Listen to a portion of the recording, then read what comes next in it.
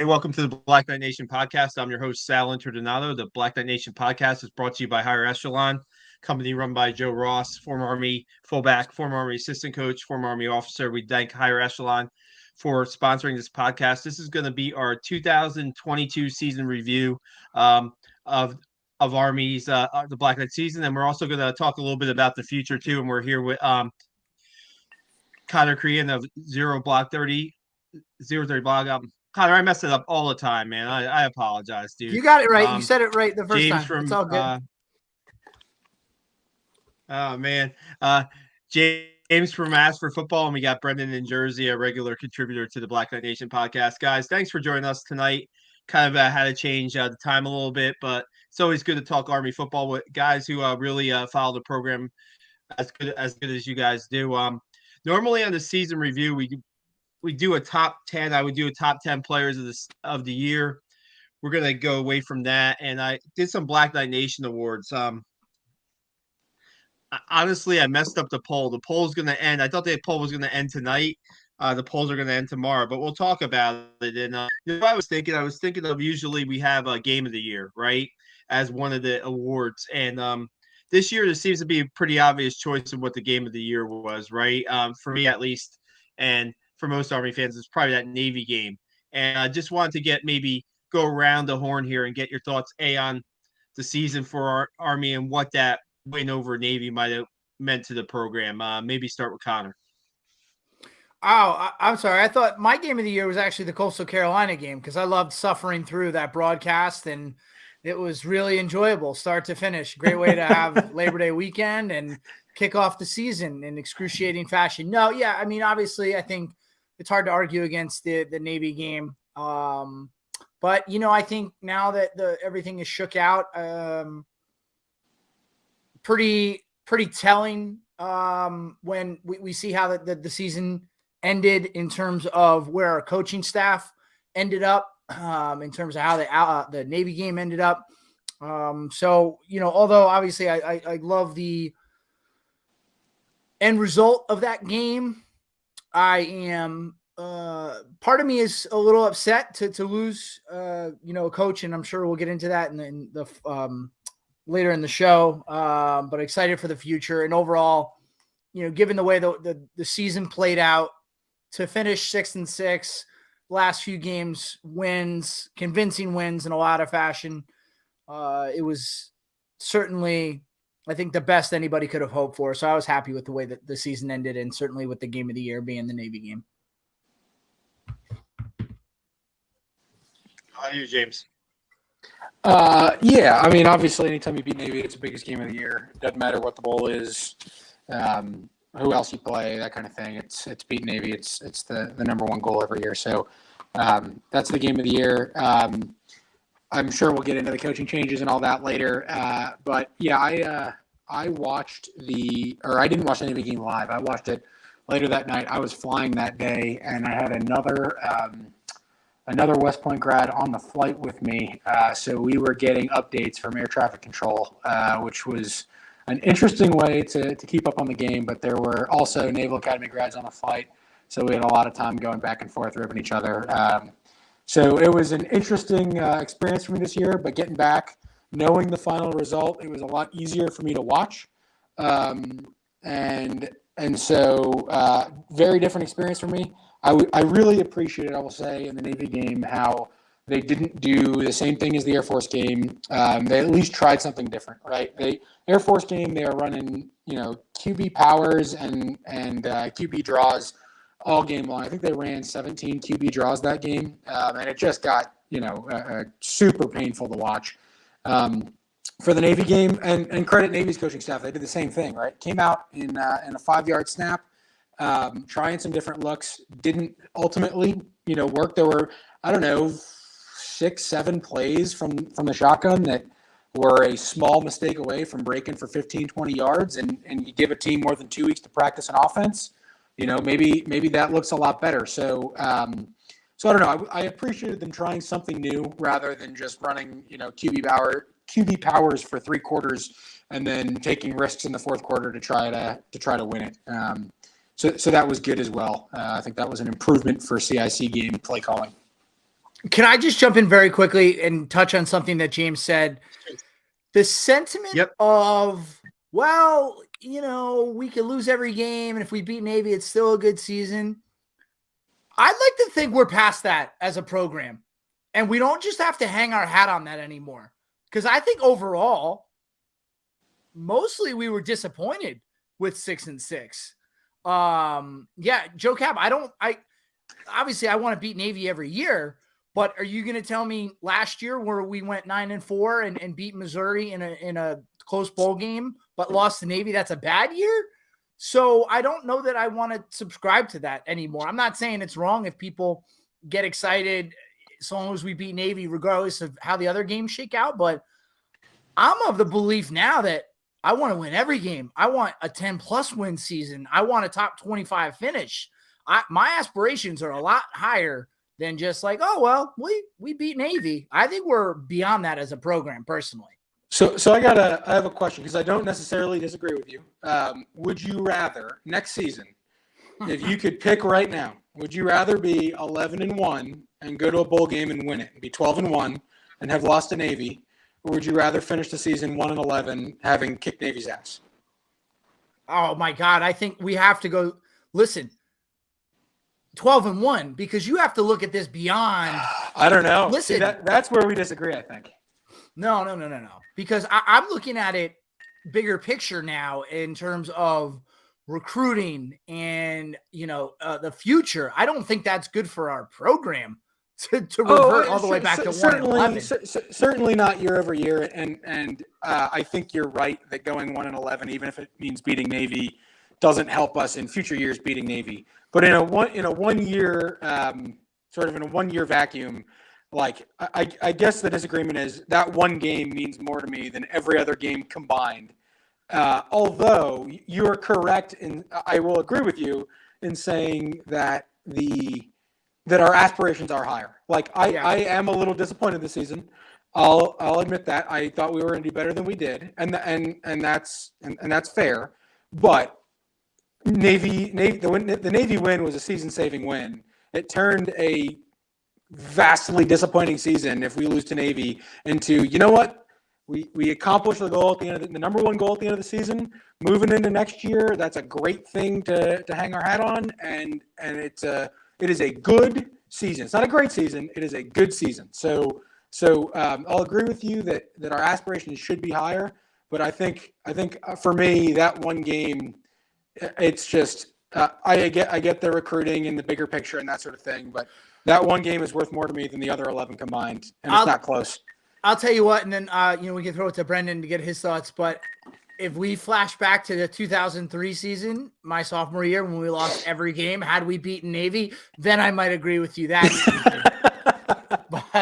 but otherwise, I don't know. It's a little harder of a conversation these days, thankfully. So sorry. With that, I'll throw it to you, Brendan. So just to throw one more wrench into what you're talking about, not necessarily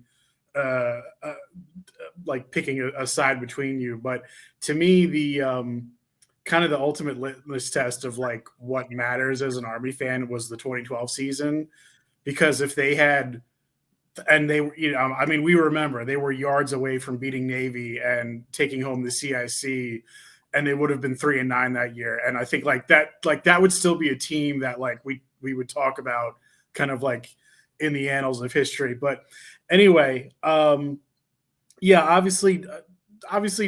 this season, Navy was the game of the year. Although I will offer two like kind of also rans, I guess. One I would say is the Louisiana Monroe game, just because to me that was where the defense turned it around. I mean, if you look at the box score, it's like it says 24 points, but if I recall correctly, one of those touchdowns came in garbage time, and at least two of those scores came on a short field. So that's sort of like you can see the defense like really starting to turn it around there. And then the UConn game where they had multiple goal line stands and a punt block, like that really kind of sets the template for how they win the Navy game. But just in terms of kind of like the long view of where the program is, I wrote a long multi-part piece, I think a couple years ago now, trying to put into perspective like the top 10 Army teams of the past 50 years to that point, right? And if I was going to redo that article now, Monken would have 4 in the top 10 and 6 in the top 15 best seasons of the past 50 years. So just like I just want to make it clear, because like, yes, like I am critical. Yes, I do poke at things, but like I do also appreciate in the big picture that it's like we are living in the good days. And this year was a step back, but ultimately because they beat Navy in the end, it wasn't the kind of awful step back that 2019 felt. Yeah. Here's to that point, I would say why to me it didn't feel like a step back, because a handful of these games, like 2 or 3, Georgia State, UTSA, Troy, I mean, those are kind of coin flip games. If our 6 losses were like 6 blowouts, I might say like, yeah, ooh, that was tough. But all 6 of those games, with the exception of Wake Forest, we were in all of those games. And the 3 I mentioned really kind of a couple plays go differently. So obviously, especially Troy, a couple yards difference, and our record's much different. And it was just one of those years where in years past, we've gotten those plays that could go either way, and we just didn't get them this year. So it didn't feel like as much of a regression that it might feel like the 2019 season felt. And the other thing I think I'll add on that is in 2019, like it almost felt like we were searching for reasons why, right? Like, yeah, there were a couple of key, pieces that graduated, but it wasn't like the quarterback had no experience. It wasn't like, we were sort of asking at the end of the season, like, what happened? Why did we go from the best season in recent history to this team that can't seem to scrape a couple of wins together? And this season, it's like, okay, well, other than Markel Broughton, call it 5 of your top 6 or 4 of your top 5, defenders are graduated. Okay. You had 2 starting offensive linemen graduate. Okay. That's a little more normal. You had Robinson go down halfway through the season. You had Buchanan, who clearly was not, all himself this year, clearly was battling some injuries, and so were the other fullbacks. You had a bunch of assistant coaches that got snagged late in the carousel, so they got replaced with late replacements, and you didn't have the most you didn't have the best offensive line in the last 5 years by any measure. So you have all of these things that work, and you have changes to the cut block rules, all sorts of things that are working against you. And the fact that you go 6-6, I think, with a few games that were a play or two, aside of being wins. I mean, I think the Georgia State game was 1 play away from being a win. I think UTSA was 1, maybe 2 plays away from being a win, and Troy was one had play like away. a 3-touchdown lead in the fourth Right. quarter. I mean, you're one play away. So you're talking about 3 plays, and all of a sudden now we're 9-3 going into a bowl game, and you're talking about this as a great. So the fact that they're able to do that, where it comes down to 3 plays throughout the season, I think it's quite impressive, in spite of everything they had to overcome. Whereas in 2019, it was more of a soul searching, like, hey, what happened? This is not that. No, it's like you just laid out all the reasons why it's very clear. And I think for those reasons as well, it makes it easier to stomach, because you can point to the things you just listed out. You're like, all right, that makes sense. It makes sense why we lost those games. It stinks, but it makes sense at least. Mm-hmm. Yeah. Oh, yeah, absolutely. Making sense is half of stomaching a loss, right? Mm-hmm. Yeah, I don't think that as far as I don't like making excuses, right? And why? I mean, they were close in games, right? They just couldn't make the plays. They didn't win the fourth quarters in a lot of the games this season. And having Sandon McCoy on the podcast last week, he talked about that 2019 team a little bit and about the leadership. Well, this year, I think the leadership was pretty strong because things weren't going Army's way during the season, right? And for guys like Marquel Broughton and Connor Bishop to keep this team together and to win your last 3 games, regardless of UConn was a pretty good team. UMass wasn't. But they ended the season on a 3-game winning streak when they were really in they were shoveling their pretty big hole for themselves, right? So I mean, I give the leadership of this team a lot of credit this year, and even the seniors like a Tyler. He's not a captain, but man, you see him talk to the team after they beat Navy. He's definitely a leader on the team, and he's going to be. He's he's a second lieutenant now, and he's going to be leading troops out there. Man, they had some real tough guys, some real good leaders on this team, I think, too, this year. I mean, could you imagine having T2 or Markel Broughton as a platoon leader in your company? Yeah, I mean that's just like don't have to worry about that platoon. No, that's like you drew up what a leader should be in the Army for a platoon. Those guys are it right there, and I've served, and James, I'm sure you've seen now too, like there's a lot of guys out there that can't cut it, a lot of guys who can, and I think you know right away which is which. I've never shared a locker room with either of those guys. I only know them peripherally, but I can tell you right now, I jump in a foxhole with either one of those guys. A lot of guys on this team, but those guys you mentioned especially. Yeah, I mean, that's what I do. I mean, yeah, it didn't go their way, but it really showed because you look at Coach Monken, the way he tried to describe it when they were in the hole, and tried to describe each game as a boxing round, and this team bought in, and those like that Troy team was really good. I mean, that Troy team beat a lot of teams this year, and Army arguably probably should have won that game. And it's just like this was a team that I think I'll remember the most for its fight, more than anything else. Because guys, when you talk about plays of the year, right? They're not really. It was easy for me to come up with 4, but more than 4, it wasn't really. I came up with the Tyrell Robinson punt return touchdown against Villanova, Isaiah Austin one-handed catch against UMass, and the 2 big plays against Navy, Noah Short's block and Jabril Williams' recovery for a touchdown, and then the goal line stand in double overtime. I was trying to come up with some offensive plays. I none of them really strike me too much, and I don't know how you guys feel right now. I believe the goal line stand is leading our poll pretty favorably, about 56%. Maybe we can go around the horn and what you thought, the play of the year was for the Black Knights, and maybe some other nominees, so to speak, that I might have missed. So, Sal, I think you mentioned certainly a couple that are highlight type plays. The catch by Isaiah and the punt return by Tyrell. Those didn't really make a difference in the game. They were absolutely unreal plays. But as far as like being a difference in the game, neither was, but that doesn't take anything away. They were both unbelievably, incredibly athletic plays. And I give those guys so much credit. I think, part of what made Tyrell's play so special is we haven't had a punt return for a TD since my boy Jay Trim did it in 2008. So, it's nice to see that we could still take one to the house after that long of a drought.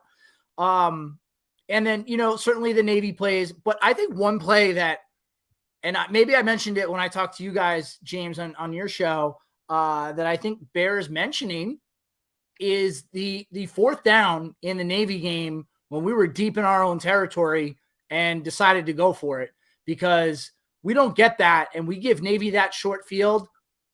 I don't know that we win that game. And I think that gave our team and those players the confidence to say, all right, we got this. And for coach to believe in his players enough to see how the game was going at that point and still say, like, no, we're going to get this yard, which wasn't as automatic this year as it's been for us in years past for whatever reason. Yeah. So to do that in that big of a game, in that scenario where the other side of the coin is disastrous, I think that is a nominee for play of the year. I will add to that the going for it on 4th and 1. I got it here. So it's on their own. Where is it? Here we go. It's on their own 15 on 4th and 1. I mean that's crazy. That's absurd, right? But in a game where the entire offense of the entire game was one 77-yard run by Navy's fullback, right? That was the only. Everything else was a field position, pitting that turned into field goals and then a block punt touchdown. Like that was everything. There was one offensive play that mattered in actuality, right? And then besides that one offensive play, the second most important offensive play, even more than the overtime touchdowns, I'd argue, was that 4th and 1. And honestly, that drive ended in a punt, and Army's next drive ended in a punt. But what it did was it set up the field position so that Army could tie the game at the end of regulation and kick a field goal. Like that was the difference maker. Going forward on 4th and 1 meant that 3 drives later, you could tie the game to go into overtime. And that was the difference in the game, right? Mm-hmm. Absolutely. So that's really important. I think the problem with offensive plays generally is they're either a play of the year because it meant something or because there was a spectacular performance, but there's rarely a combination like Isaiah Alston's, grab, right? That it was an incredible snatch. And as you said, it didn't mean a whole lot in that game. But it was an incredible catch. The problem is it's such a robust system. So, I mean, think about the amount of plays that we had. We had one against Coastal Carolina. I think we had a 1 or 2 against UTSA. Like, how many 70-plus yard plays did we have this year that we just forget about? Because, it was the 3rd drive of the game and they had stuffed us, but then Brent Davis saw something and ran a different play, and all of a sudden a fullback goes for 70 yards or – Tyrell Robinson in the beginning of the year or Adrian Marshall later in the year goes for 70 plus and just, and scores a touchdown super fast that we just forget about because it's part of the system and we've sort of accepted that. So that those plays are there and they're certainly impressive, but they don't get talked about a lot because it's sort of part of this really robust system, offensive system that we run. Mm-hmm. Yeah, the play I was going to throw in, and it's kind of another empty calorie touchdown, but Tyson Riley's 70-yard run against Villanova. Like I just probably not since Aaron Alexander have I seen an athlete for Army looking like that running down the field. Like it was just that was just an incredible thing to see. Mm-hmm, mm-hmm. Yeah, and that's something I think we're going to miss that going forward. Yeah. I don't know. Maybe, we might have some more speedsters that we just, haven't seen yet because they haven't gotten a lot of touches. But, and I'm actually going to mention a senior, but a great example, Brendan, of that was against UConn with Brahim Murphy's touchdown, where he just took that little simple end around and just seemingly outran the defense, which was extremely athletic and impressive. And Sal, are we going to do, I don't know if there's defensive plays, but like if we could just bottle up all of Markel Broughton's massive hits throughout the season and just count that as one most impressive play. 5 picks. Yeah, that kid. I mean, the man played 12 games. He had 5 interceptions. Yeah, that's unbelievable. That kid was a heck of a player. He will be sorely missed. His leadership will be sorely missed. The Army, or maybe somebody on Sundays, is going to get, a really, really special young man. And you listen to him speak in interviews. He carries himself so well. Clearly is raised very well. I can't say enough good things about him and how much we're going to miss him. But, it just seemed like every game he was just laying the wood on somebody to the point that made you go, ooh. So. Yeah, no doubt. I'm waiting for the Shrine Game graphic for him to come be. I don't know why he's not invited to a senior all-star game this year. I don't know if he wants to play or not. Marquel Broughton should be at a senior bowl representing Army and get a shot. No doubt. I'm talking to him on the phone after the Army-Navy, the day after the game, and just getting a perspective from him about kind of what he was thinking, when he's up on the railing there, Netchmunkin after the game, and just what the team meant to him, what he meant to the team. I mean, God, you're right. And some of those interceptions, some of those hits. And you know what? I think he rubbed off on a lot of the defensive players this year. Like a guy like Q Hammonds laid some pretty big hits too. His fellow safety was laying some pretty big hits too. I think he rubbed off on the secondary a little bit too. His intensity. It was good to see. Next award that we had is the Offensive Player of the Year, and it's kind of a runaway with Tyler. and I had Tyson Riley up there as a candidate, and I had also Josh Lingenfelter too. I had him involved in the polling too. So I guess my pick would probably be Tyler. Maybe go around the board. And Connor, you want to bring somebody up, so why don't you go ahead right ahead? Yeah, I love Tyler. Again, another kid, tough as nails, and zero quit in him. Certainly has the stats to warrant being Offensive Player of the Year. But here's my Offensive Player of the Year, and it's Jamel Jones. And here's why. Without Jamel Jones, we don't win 6 games, because when the other guys were hurt and Jamel filled in, he more than filled in. And maybe I have a soft spot in my heart as a fellow backup that this kid, as a senior, came to work every day, knew his plays, was still a leader in that locker room and on that field despite not being the starter. That's hard every day to go and to practice and to give it all you have when you don't know if you're going to touch the field, and you still have to prepare each week like you're going to be the guy. Certainly, later in the season, he had, a couple starts there, maybe just one. I can't remember off the top of my head. But for him to come in and play the way that he did and allowed the offense really not to miss a beat from the quarterback position, for me, that makes him, the Offensive Player of the Year. And again, I just think it speaks to his character as a person. And I think that's bigger than any, football position, to be just that type of person, to have that work ethic and that pride and not wanting to let anybody down, to prepare each week. So for me, it's Jamel Jones. How about you, James? I don't know. So I don't want to say I gave him a hard time, but I sort of favored Jamel Jones over Tyler later in the season, especially when they had been doing the dual quarterback thing all season with Cade Ballard and T2, and then Jamel Jones came in and just performed. And it wasn't necessarily against the same caliber opponents, and he started breaking out against Wake Forest's third string defense. So I had no reason necessarily to favor him, but he was producing. So so I sort of favored him. I will give Tyler a lot of credit, and I think he's my Offensive Player of the Year. He gets a slight edge over Jamel Jones, and I think the reason for that is because that dude has been through so much, right? Think about the injuries he's had over the last. He's been our quarterback for 3 years. Mm-hmm. The injuries he's had, the amount of morons like me who keep doubting him, like the amount of adversity he's put up with.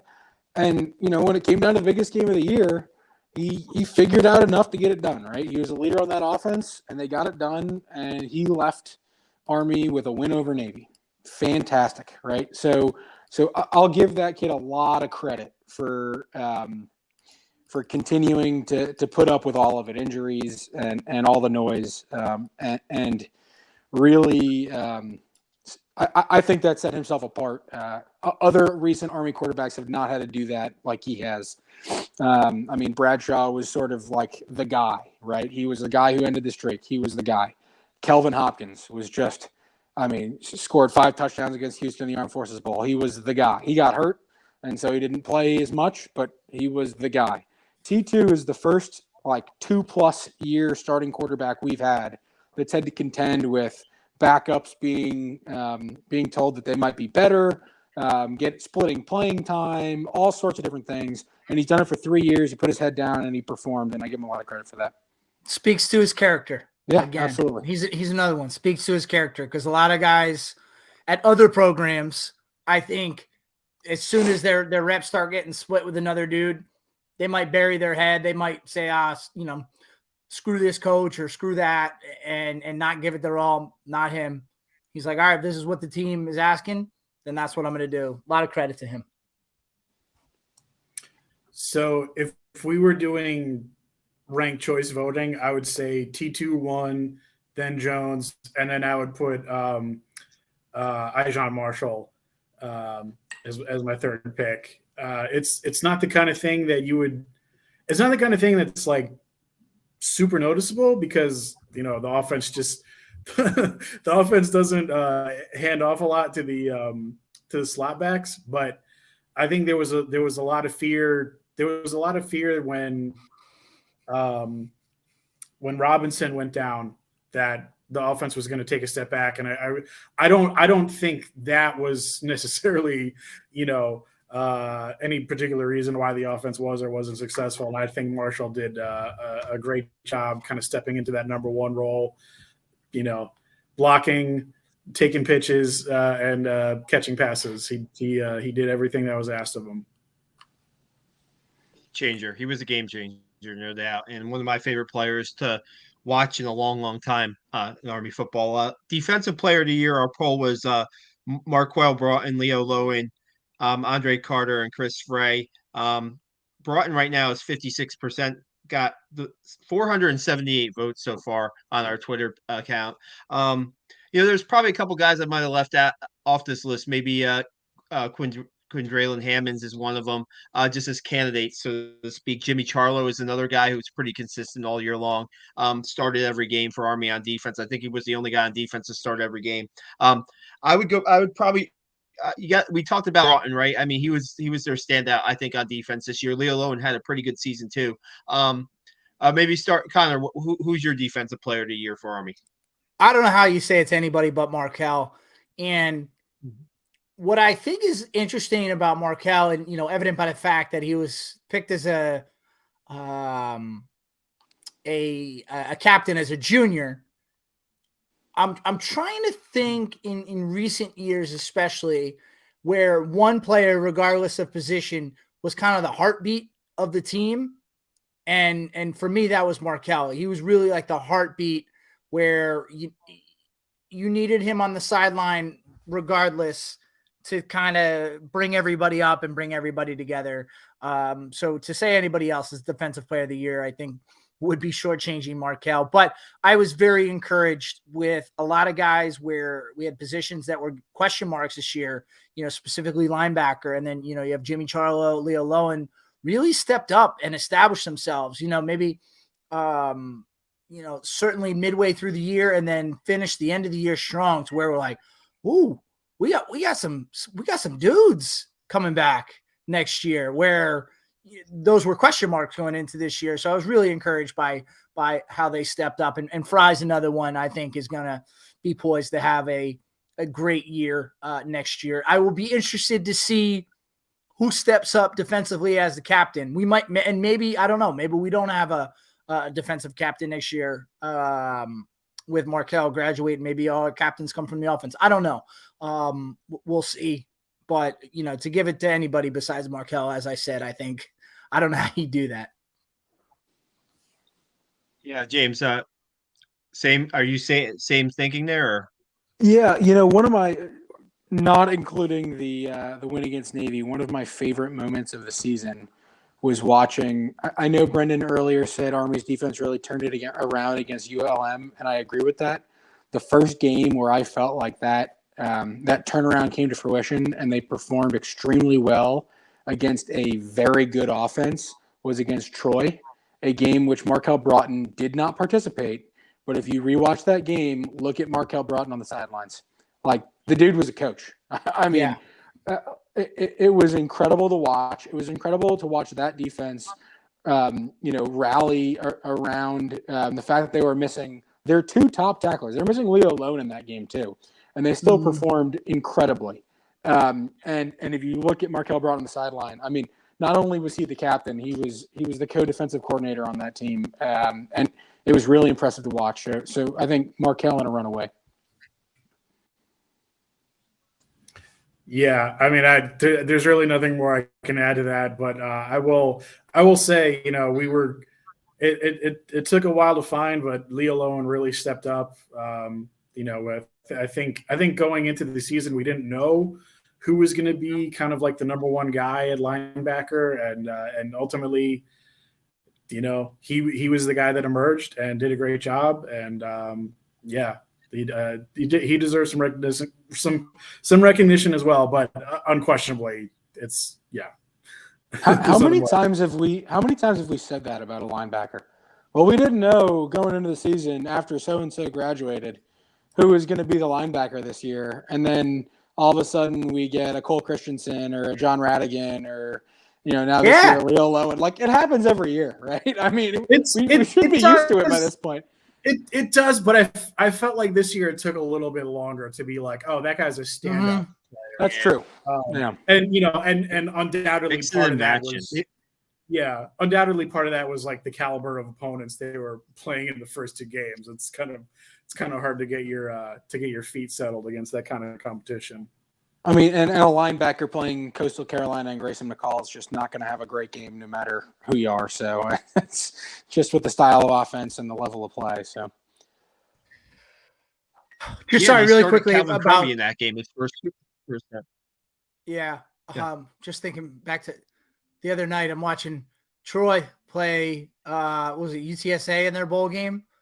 And they're top 25 teams, and it's like, that stings a little bit. Sorry, but go ahead. Yeah, well, we have Federica Daniels watching this podcast right now. That's Marquel Broughton's mom, and she said that Coach Woody allowed Marquel to call the defense game. That's not something I knew. I knew he was involved, but I didn't know he was calling the defense that game. I mean, James right on target there with him being the coordinator, the defensive coordinator for that game. I mean, that's incredible. I just saw him on the sidelines and figured that he was helping. I didn't realize he was helping to call the defense, but that's awesome to hear. Awesome. Yeah. Next poll question was unsung hero for the team this year. And I had 4, and there's going to be probably more that we can come up with. I had 4 in the poll. Twitter only gives you 4 choices. Quinn Moretsky, Jimmy Charlo, Connor Finucane, and Fabrice Voin. Those were the 4 I have. And right now, Charlo is 58% winning that poll. I think that's a pretty good that would be probably my pick, Charlo, because like you said, we didn't know what was going to happen this year with that. We knew Andre Carter was coming back, but who was going to play opposite Andre Carter? Who was going to replace Malcolm Morrison? And Jimmy Charlo was a guy who played special teams. They got in some situations last year. But, I mean, to be pretty durable and out there, not only for, he played the run pretty good. He played the pass pretty good. And he was pretty consistent all year long. So I think that maybe I put him as an unsung. Somebody mentioned Cole Catterbone as a candidate for this award. I agree with that too, because Cole Catterbone was one of the best blocking receivers I've seen in the Army in a while. So and he had like 1 catch this year, I think. So I think Cole's a good also a good candidate for that. Maybe Connor, you have an unsung player for Army in your mind?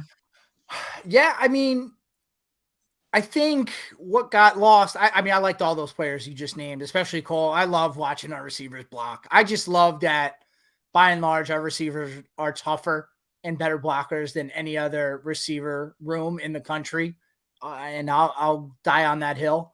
But I think what was lost in this year going 6-6 was we still had, correct me if I'm wrong, the second leading rushing offense in the country, certainly going into the Navy game.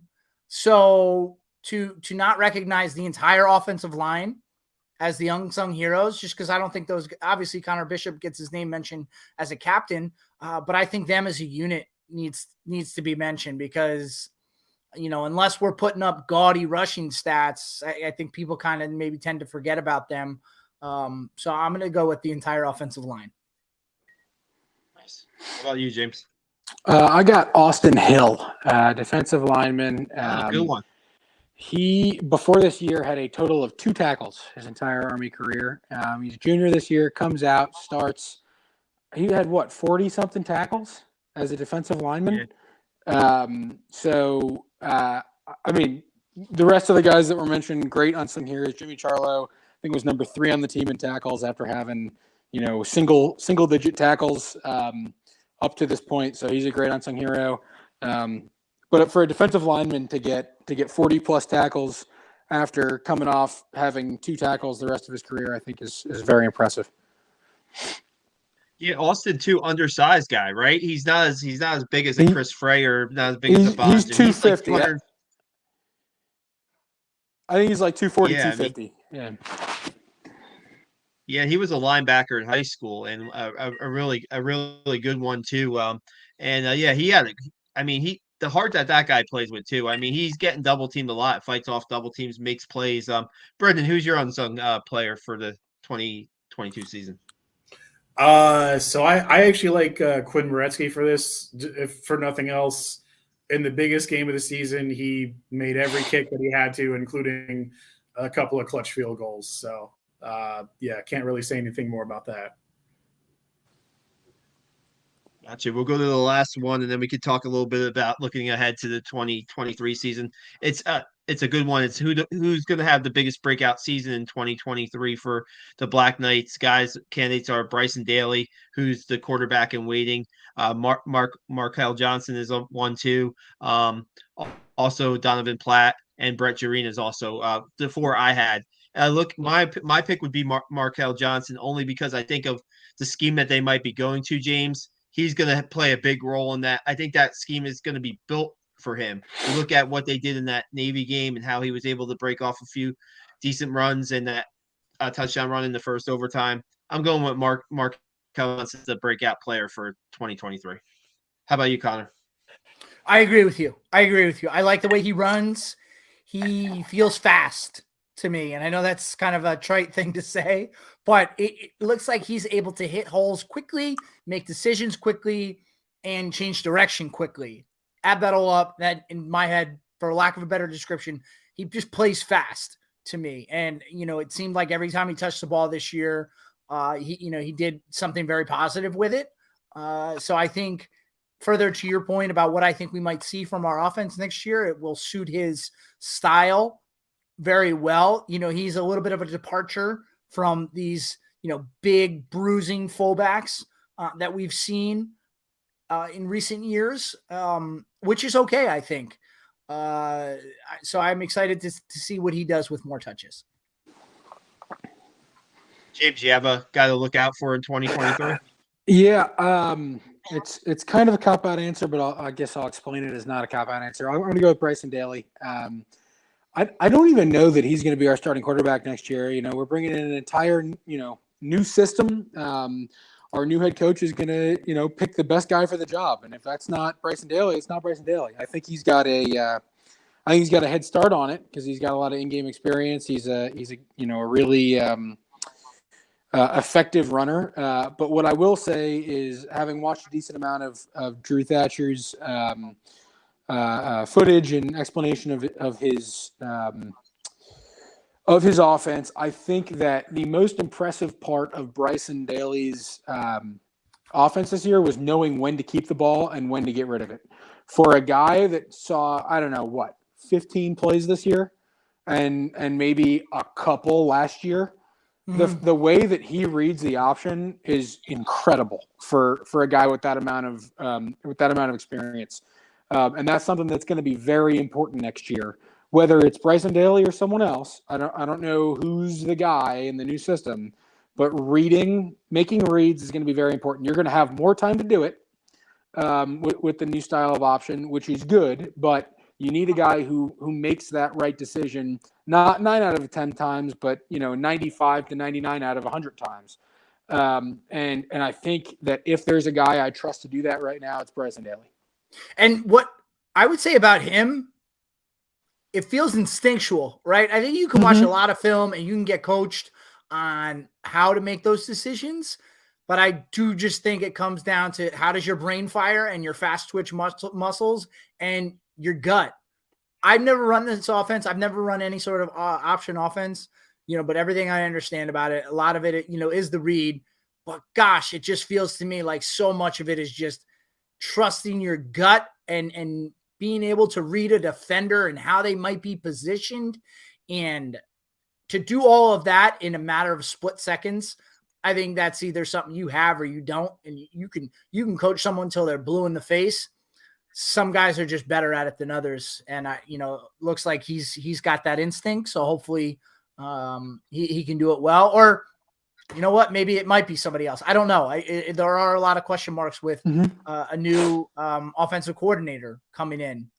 Certainly, Coach Worley staying at quarterback's coach bodes well for him. in terms of, maybe getting a shot.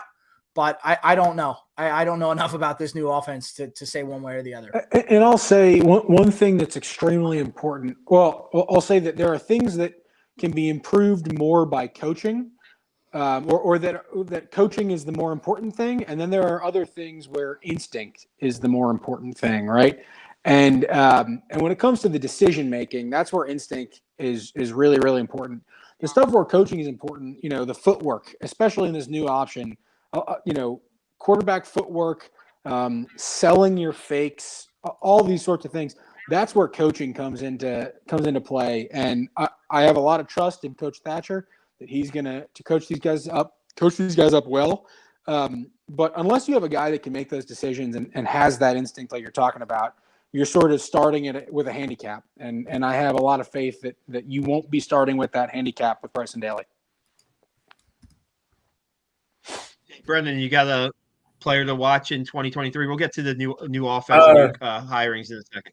Yeah, well, I know I'm getting older because the first college football game I ever went to was Army versus Louisville at Michie Stadium in 1999, and the quarterback for Army in that game was Joe Jarena, and now his son is a contributing player for the team. But actually, Cons, to your point about Markel Johnson, at that game, the fullback for Army was a guy named Michael Wallace, who was a similar size and stature and had a lot of bursts out of the backfield. Actually set the single game academy record that night that has since been broken by or was since broken by Terry Baggett. But I actually will kind of have a cop-out answer, and I'll just say QB1 will be the breakout player this year, because I think if not, then we may be in a lot of trouble, whether it's Bryson Daly or somebody else we have yet to hear from. But we'll see.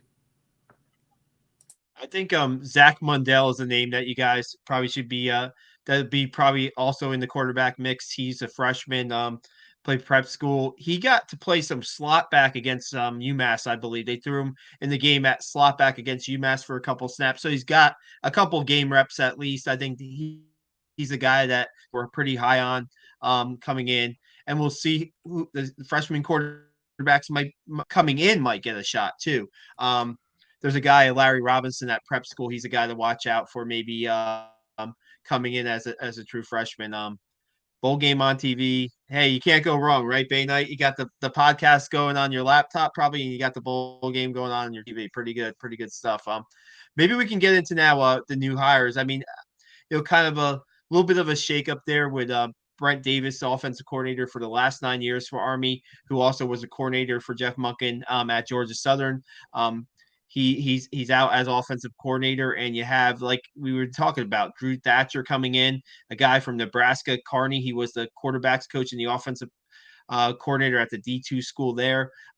So to me, this is just my opinion, guys, just throwing it out there. I think Coach Monken's making this is a decision that we'll see how it pans out, because Drew Thatcher's never coached at the FBS level or the FCS level. He's never called a play at the FBS or FCS level.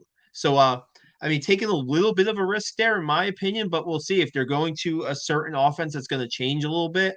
And he's got the guru of that. I think, first off, you guys agree we're going to see like kind of a shotgun, like a pistol or an RPO type of offense? Or what do you think we're going to see from Thatcher? Go ahead, James. It sounds like you've done a lot more film work than anybody else thus far. Yeah. So shameless plug. As for Football is going to be doing a lot of off-season work on making Army fans less scared of the shotgun. They call it the gun option, right? It's still a triple option. There's still a dive. There's still a keep, and there's still a pitch. But you're doing it from 5 yards back. And part of the reason for that is it allows you to rely on skill players a little bit more and the offensive line a little bit less, which with recent recruiting changes and cut blocking rules is the direction that service academies kind of need to move, is towards skill players and a little bit away from the O-line. And then second it allows you a little bit extra time to make your reads, which is super valuable. So you sacrifice a little bit of space and a little bit of need for talent for those things. And I'm super excited for it. One thing that we might miss that has sort of been a staple of the Army offense the last few years is the fullback dive, right? Like the top 3 rushers, other than the quarterback for Nebraska Kearney last year, 175 pounds, 190 pounds, and 190 pounds, right? Even the guy going up the middle is light. It's all reads. Everything is a read. It's not this, there are some powers, but even a power play is going to be a double option, not a QB power with, he's following the fullback, which is called from the huddle. So everything is a read, and you're going to see a lot lighter guys trying to make space, trying to get that big play, trying to make one guy miss. So I'm very excited for that. I will say before I go too far on Drew Thatcher and how I think this is a good move forward for the Army program, Brent Davis, I know everyone's given you plenty of crap over the last however many years. Our Army has reached new heights since Jeff Monken got hired, and that is in no small part due to Brent Davis. So thank you for everything you've done.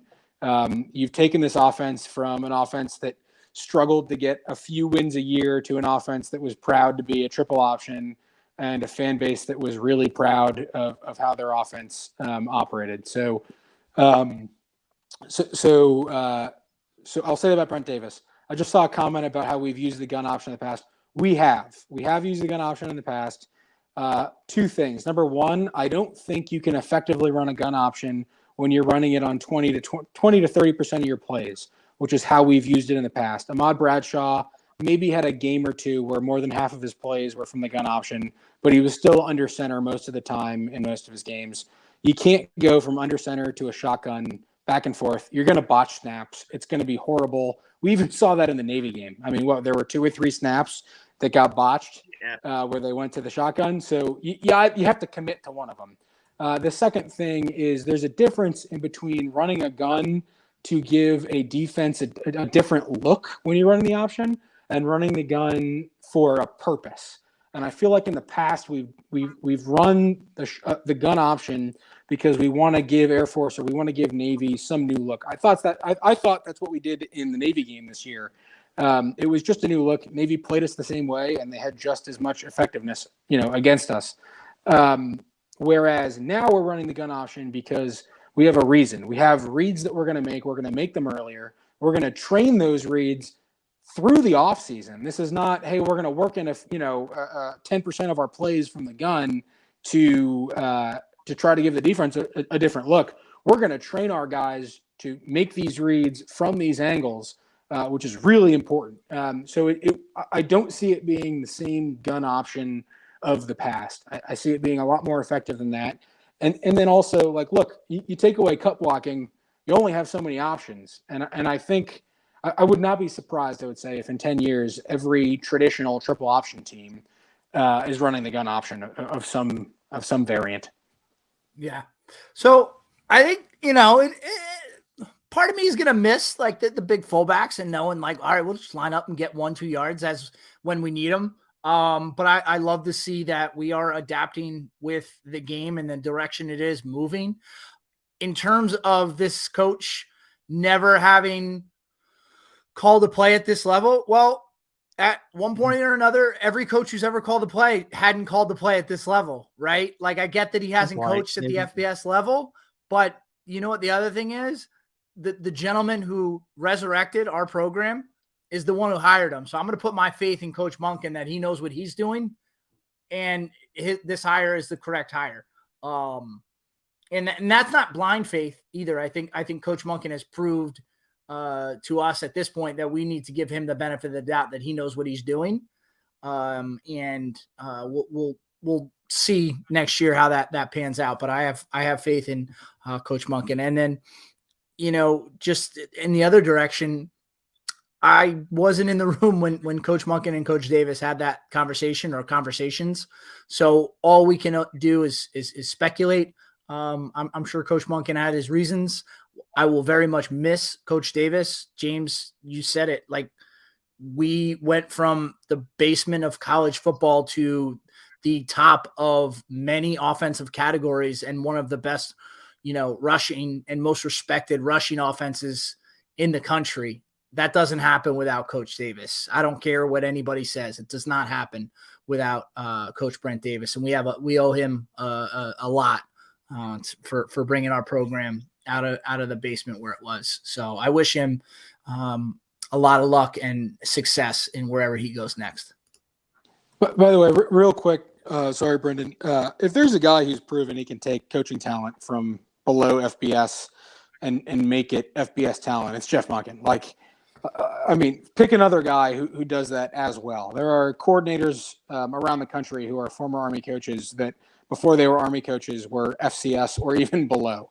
So that's number one. And number two, Jeff Monken had never called the play at the FBS level, and he beat Florida at Georgia Southern. So let's you guys are killing me. You guys are killing me, but it's just it's just a perspective. I probably should have put it in a different way. Brendan, go ahead. Yeah. So as far as Bradshaw running a gun option back in the day, I think the big data point for that is when they won at Air Force 21-0, and it was something that I'm guessing they worked on in the bye week and just were 100% committed to. I mean, I think he had 200 yards or something like that, and Kel Walker had a bunch of yards on that day. But kind of picking up a thread that Cons was talking about, I am definitely my bias seeing the success that we've had out of the flex bone. I absolutely will miss seeing the fullback dive and all that and running things under center, which I think at this point we're just assuming, and it's an informed assumption, but I've watched some videos from Coach Thatcher and actually tracked down some stuff from when Drinkle was at Kansas Wesleyan as well. And they both ran shotgun offenses. So we're assuming that they will at Army as well. But whatever they end up running, to me, what gets me really excited is I love the idea that Army is finally kind of leading the way and innovating offensively. I feel like as opposed to just reacting. Yeah, because really you go back the kind of the service academy tradition of running the flexbone triple option goes back to really the wishbone first. It was the wishbone first, and that was Ken Hatfield at Air Force in the 70s, and then Jim Young did it, and then Navy did it. And so I kind of like the fact that we're jumping on something first that could innovate college football as a whole. I love that idea. And certainly will help us recruit against the other two schools. Absolutely. Yeah. And I see, Baina, I see your comment there. I'll respond to that in a second. So, first of all, when it comes to the innovation stuff, Navy has been leading the way for years. They formed their NAAA, which allowed them to spend whatever they wanted on a coach. Well, we were still paying for a coach on a federal contract and had contract limitations, right? That was an issue for 15 years that we just didn't budge. Navy allowing their offensive linemen to beef up until graduation where they had to come down. We didn't budge on that for this is the first time that we've innovated on. And then when it came to recruiting, Air Force was sort of ahead of both Army and Navy for a while. And that's why you saw a lot of Air Force talent go to the NFL. This is the first time Army's done something that's been Army's leading the way on this. I mean, probably in any of our lifetimes, when it comes to service academy stuff. So let alone college football. But so I really like Brendan's point there. And then when it comes to downfield passing threats, one thing you're going to see, if Drew Thatcher runs his system as Drew Thatcher's system and doesn't adapt it a lot to Army, one thing he's really, really big on is he makes play action passing plays look identical to option plays until the second they pass. Love it. When you run the flex bone, the second your quarterback takes a half a step back, everyone in the stadium knows that it's a pass, right? And we still end up with guys that are 5 yards open, 35 yards downfield, right? This guy, you're not going to get your 35-plus yard passes as often, but you're going to get open passes a lot more often in that 10 to 25-yard range because, man, some of that stuff, like it looks like a run. It looks like a run. Okay, now this guy who's been crackback blocking for the last 5 plays puts his hands up and slips. Okay, now one guy who can't do anything about it knows that it's a pass, and then the quarterback is still running like it's an option, pitch, like it's a power. It's a power to the right, and then he'll take like half a step back and throw immediately to a guy who's got 5 yards of space, 360 degrees. So you're going to see passing. I think you're going to see more passing for less yards per pass, but a higher completion percentage. And it's very sophisticated how he does it. All right. Sorry, guys. I got to wrap up. Thank you so much. Excited for 2023. Thank you so much for the conversation. I enjoyed it. And everyone have a great night and beat Navy. Beat him. Thanks, Connor. Beat him. Yeah, so I have a question for you, James. If you guys will just continue this for a few more minutes. Sure. About the Drew Thatcher offense. Personally, I haven't watched too much on it, to be honest with you. What do you think happens to like Jacoby Buchanan and Tyson Riley now? Well, I think Jacoby Buchanan is graduating, so I don't think there's an issue there. But if you're talking about those types of players, I think you keep them for certain situations. Like I think there's still a use for guys that that are big boulders that can run through the line. The problem is, and you can throw them in every once in a while and kind of use them as your dive running back, but you're kind of giving something away. The issue is that like you watch Drew Thatcher's offense. I probably watched, 45 of his plays and his videos. I saw maybe 2 cut blocks, right? Like maybe 2. So the ability to run a 250 plus pound guy through a line of scrimmage when there's 0 cut blocking is a little bit harder. So I don't think you're going to see as much of the 260 plus pound guys. Maybe I'm wrong, right? Maybe Drew Thatcher hasn't had those kinds of guys in the past because he's coaching at a D2 school, and now he has them, and he has a method to implement them, which we haven't seen yet. So maybe that's there, but I don't know. I don't see them having as big of a role. Yeah, it's going to be interesting because you say there's going to be a little bit more passing, right, in this offense. And, I think that's where Army's going to have to I think we might see some position changes because right now, you look at the wide receiving core, it's Isaiah Alston coming back, right? And then who's really behind Isaiah Alston? You got some younger players, like a Casey Reynolds type, and you got Liam Fortner, who's a freshman, but I mean, some guys are going to have to step up then at wide receiver in spring, and it'll be interesting to watch who those guys are. I mean, I don't think Ijon Marshall will probably still play like a slot back role, right? Right. Tyrell Robinson, when he gets back from a knee injury, will play a slot back role. But who's going to step up? And now, question real quick on that: what do you think Josh Lingenfelter they'll use the tight end too in this offense, or? He doesn't he uses the tight end position quite a bit. He uses it more as a skill player, and less so of a tight end. Not that tight ends aren't skill players or anything, but it's more of a running back role, and that's where they position them. I think he'll still have a use for tight ends. But I'd say this. I think that if you look at our stat line in the end of next year, providing he runs, his system, that 2 of your top 5 receivers will also be 2 of your top 5 rushers, not including QB1, right? So the guys that are receiving a lot of these passes are slot backs that are going to do, an arc block and break off at the last second and find themselves in 5 yards of space, 20 yards downfield. And those are the guys that are going to be getting a lot of receptions. So it's not so much of a we need wide receiver. We need wide receivers, skilled wide receivers. It's that we need to train our running backs who are legs guys to be hands guys. And I think our quarterbacks and our slot backs are going to have to do a lot of extra training, which I think is good to become a pitch and catch threat, which is what they would be in that system. Yeah, I think you have Elijah Marshall certainly capable of it, right? I mean, he's shown he could be a pretty good receiver. See, Miles Stewart can make that transition too. He's a guy who they're pretty high on.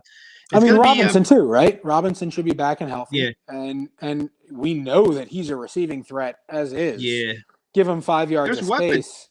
Like, I mean, it's not a hard transition. Yeah, I mean, Lingenfelter on the season had 3 catches for 105 yards. So, I think he'll be okay in the new offense.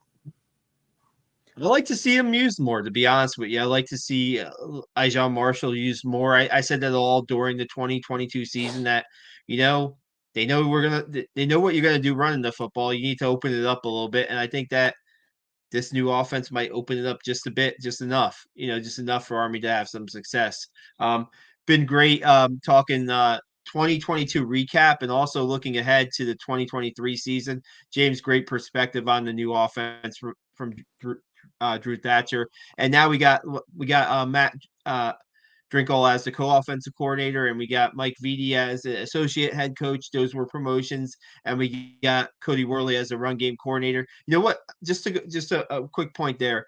It's a pretty young core group there, right? I mean, the guys have experience, but it's a little bit of a younger, maybe a group of coaches there. I don't know if that means different innovations or whatever. Maybe we'll see what happens. It's going to be fun, and you know what's going to be. I thought about this today. Is that coming into the opener, Louisiana Monroe, they're not going to really know what to expect from Army, right? They could watch Drew Thatcher videos and they can see what they might do, but Army's going to have a leg up at least in that opener. And then, defense opponents in the spring, 2023 opponents can't practice a week for Army's triple option offense, right? They can't spend some time in the spring trying to work against the triple option because they don't really know what's going to happen, what they're going to bring out in the opener against Louisiana Monroe. I think that's an advantage for Army, in my opinion. I don't know how you feel about that.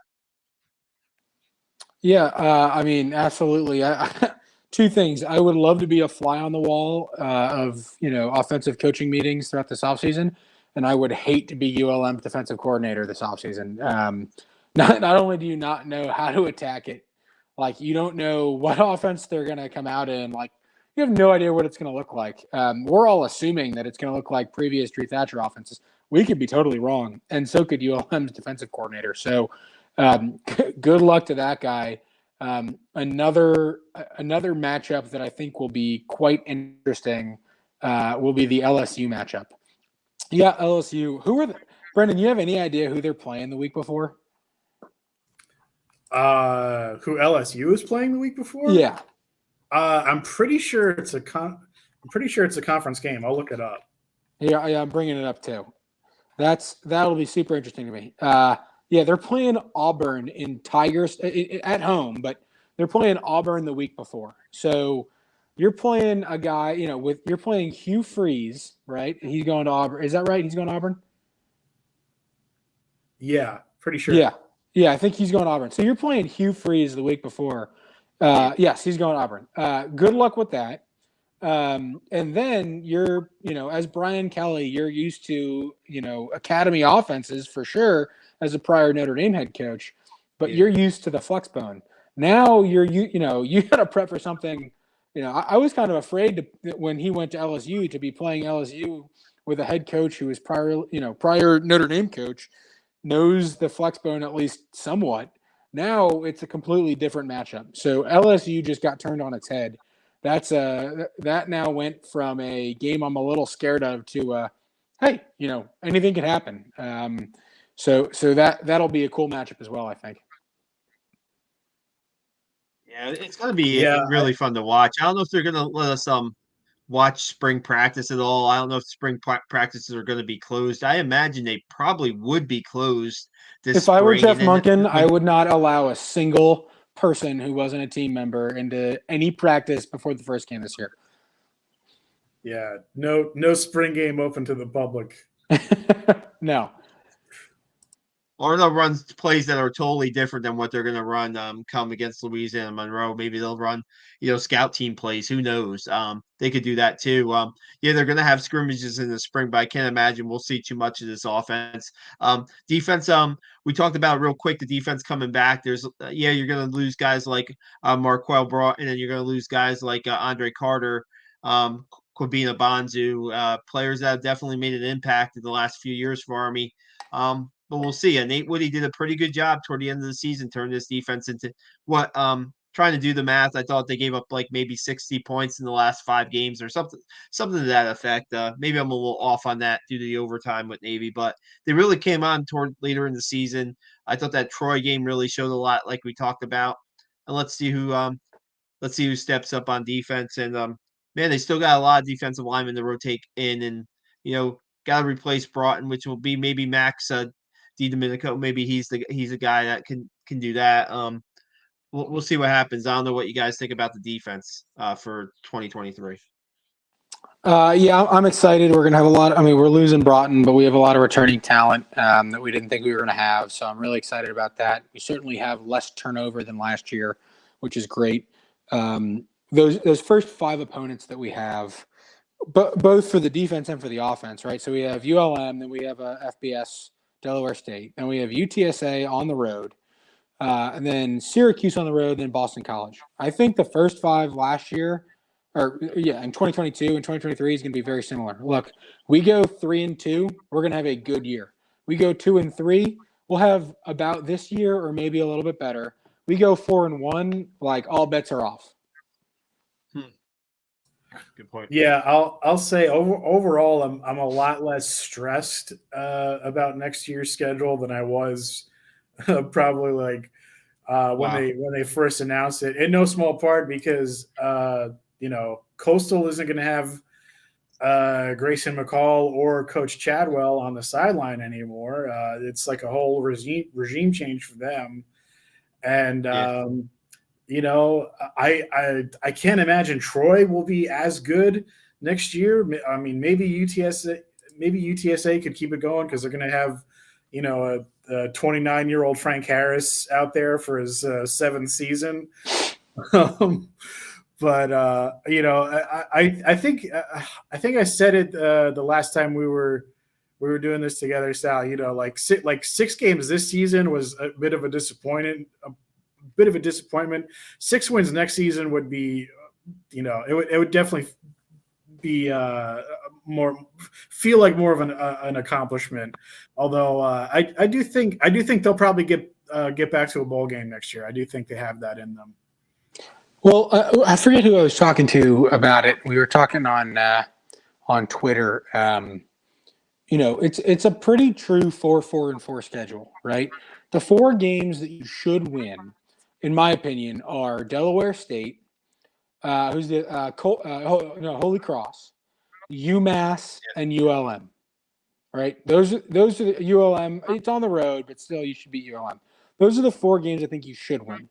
The games that are sort of going to be tough are LSU, Syracuse. In my opinion, after that, it's Coastal and then Troy. And Coastal got a little bit easier at the end of the year there with Grayson McCall and Hugh Freeze leaving. But Coastal and Troy, 2 teams that and then maybe you put UTSA in over Coastal now with the personnel. And then the 4 middle games, I guess, if not, if it's UTSA, not Coastal in the top 4, then Coastal, Air Force, Navy, and who am I missing? Boston College. Boston College, yeah. Right? College, yeah. So 4 games you really should win. 4 games that are going to be tough, and 4 games that I would say are kind of a toss-up. I mean, Boston College was not good this year, but they're an ACC school with an ACC budget in the NIL era, so they could go 9-3 next year, and it wouldn't shock me. Yeah. So who knows? But it's a really good schedule. I think we do go bowling. I think Brendan's right. I think this team could surprise a few people with the new offense, and I'm excited to see it. Yeah, it's going to be interesting to follow. They still have, I think they still have at least one opening on their offensive staff that they haven't announced yet. So we'll follow that and see who they. I don't know if it's going to be an offensive line coach. We'll see if they move around the duties of the current staff. We'll see what happens. I think Jeff Monken hopefully will be available next week to talk to the media about the change in the philosophy in the offense, maybe a little bit. Hopefully we get to talk to Coach on that. Really appreciate you guys hanging out with us tonight, breaking down the 2022 season and looking ahead to 2023. Thanks a lot to James of Ask for Football. We had Connor Crean on also Barstool Sports, and Brendan in Jersey's become a regular here. Great opinions, great history too. Thanks a lot. Check us out on our YouTube channel. We're up to like 600 plus subscribers. Subscribe. We're going to have more guests on. Last week we had Sandon McCoy. It was a really good podcast. It's a more of a recent grad that through the program. Good insight by Sandon. Check that out. Check out our Black Knight Nation website also, and check us out on Twitter and Instagram. We appreciate you guys tonight. Thanks a lot, and we'll be back soon. Thanks, James. Thanks, Brandon. Have a good night. Thanks, Sal, for having us. If you're not following Sal, you're missing out.